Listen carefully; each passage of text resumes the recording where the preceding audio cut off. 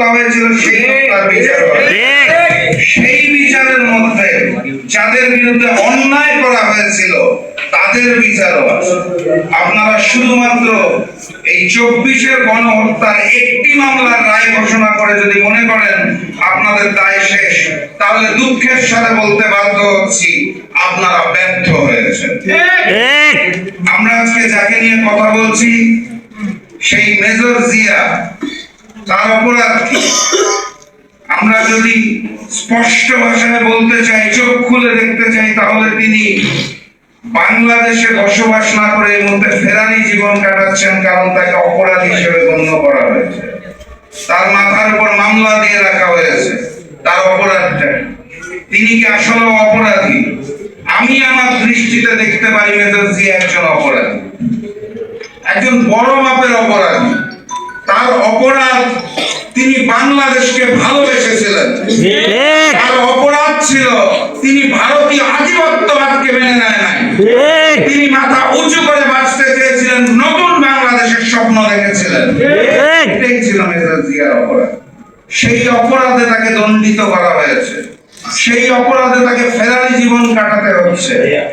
একজন দেশপ্রেমিক মানুষ, সেনাবাহিনীর একজন চৌকস কর্মকর্তা, যার এই মুহূর্তে বাংলাদেশে থেকে ভারতীয় আধিপত্যবাদের বিরুদ্ধে মাথা উঁচু করে বাংলাদেশকে রক্ষা করার কথা ছিল, তাকে একজন আসামির মতো এই মুহূর্তে পালিয়ে বেড়াতে হচ্ছে।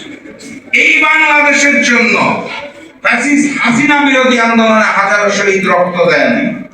আমরা বারবার বলি যে 24-এর গণ অভ্যুত্থানে আমরা আওয়ামী লীগ এবং শেখ হাসিনাকে পরাজিত করেছি, কিন্তু বাস্তবতা হচ্ছে অগাস্টের 5 তারিখ বাংলার মাটিতে শুধুমাত্র ফ্যাসিস্ট শেখ হাসিনা এবং আওয়ামী লীগের পতন হয়নি, সেদিন ভারতীয় আধিপত্যবাদকেও আমরা পরাজিত করেছি।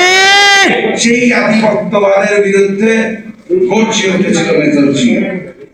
এই নতুন বাংলাদেশে সেই ভারত থেকে এখনো সীমান্তে হত্যা চালানো হচ্ছে।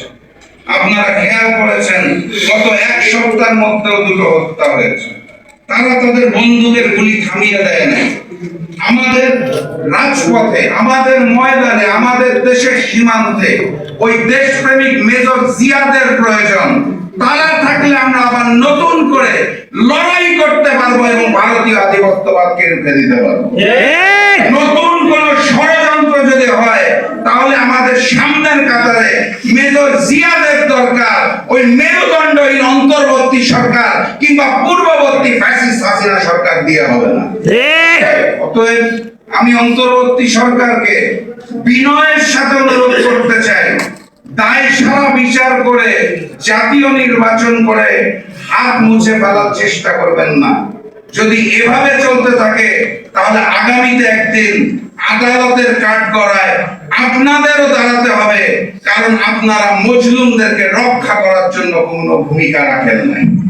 এই বিনয়ের সাথে আবার অন্তর্বর্তী সরকারকে বলতে চাই, দ্রুততম সময়ের মধ্যে দেশপ্রেমিক মেজর জিয়ার মাথার উপরে যেই সকল মামলা দিয়ে রাখা হয়েছে, তাকে ফেরারি আসামি করে রাখা হয়েছে, সেই সকল মামলা উত্তোলন করে একজন দেশপ্রেমিক হিসেবে রাষ্ট্রীয় মর্যাদায় বীরের মতো করে তাকে দেশের মাটিতে নিয়ে আসার ব্যবস্থা করুন এবং দেশপ্রেমিক হিসেবে নিজেদের দায়িত্ব পালন করুন।